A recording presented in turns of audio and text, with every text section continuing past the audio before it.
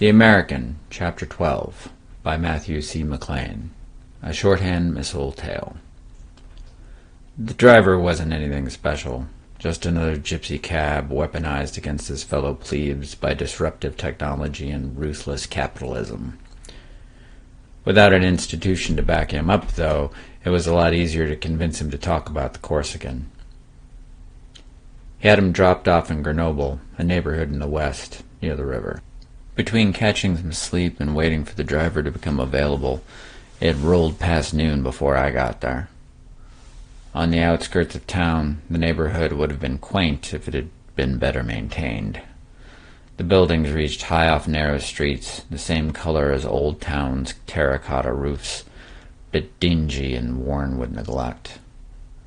The streets, once cobblestone, now roughly paved over, were littered with trash.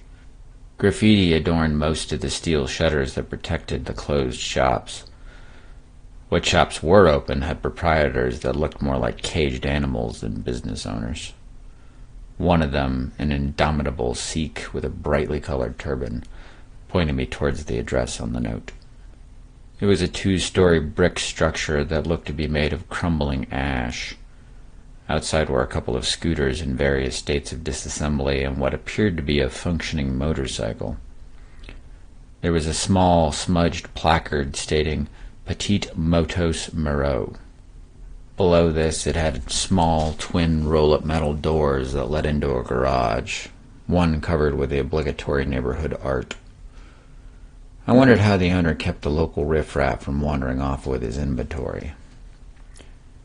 I watched the shop for a while to see if anyone came or went. No one did. I listened in the quiet jungle of the neighborhood. The only sound was out of the garage, the tinny noise of someone working on metal with the occasional rattle. Fairly certain that whoever was working inside was alone, I crossed the road to the garage. The door was small enough that I filled most of it. Kneeling next to a well-worn Kawasaki was a person that I nearly mistook for a pile of laundry. Wearing gray, grease-stained coveralls was a man whose hair and skin nearly matched the dingy color of his clothes. Only his balding pate broke the monochrome. When my shadow fell on him, the sounds of tools stopped, a slight angling of his head indicating that he had noticed my presence. With a creaking of joints, he rotated towards me. His dark eyes examined me from top to bottom while he puffed on a hand-rolled cigarette lodged into the corner of his mouth. With his broad nose and iron-gray hair, I thought I could see a family resemblance to the Corsican, but I couldn't be sure. With no better introduction on hand, I said, "Bonjour." He didn't appear like he'd be able to move out of his crouch quickly, but I remained in the doorway, blocking one exit. A quick glance showed there was at least one other one, out the back. With a quiet confidence that made me more certain of the family resemblance, the old man took the cigarette out of his mouth and said something in French. I gestured around the small garage, asking, "Are you the proprietor?" He regarded me with narrowed eyes. "Oui."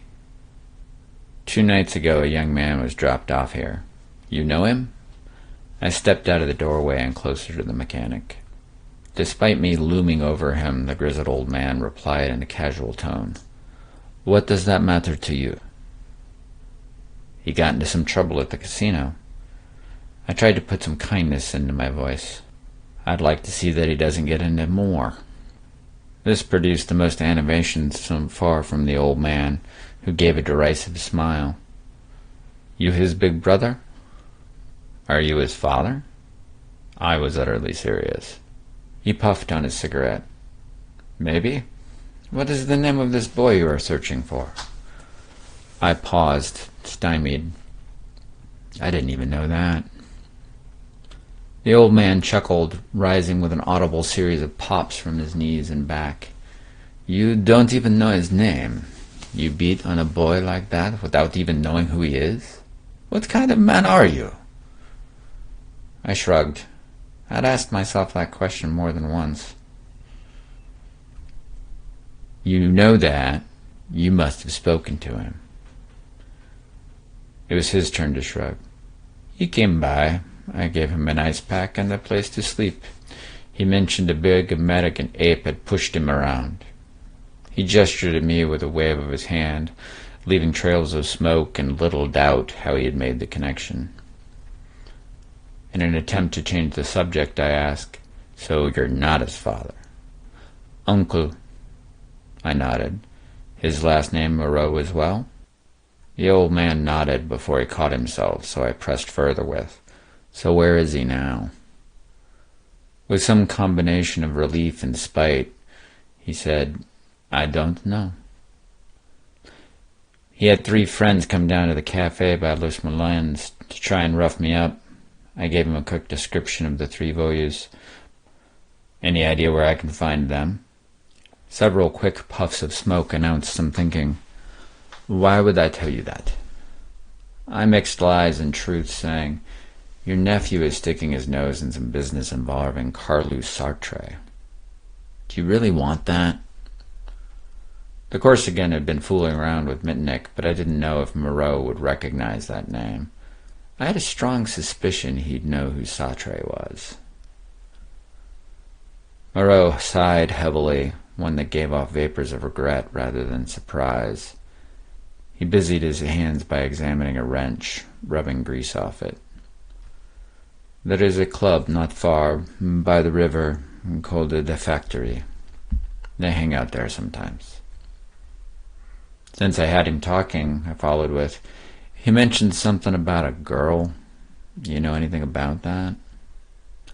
This provoked a high, crowing laugh from the old man, mourning more than mirth, causing him to look up at the water-spotted ceiling.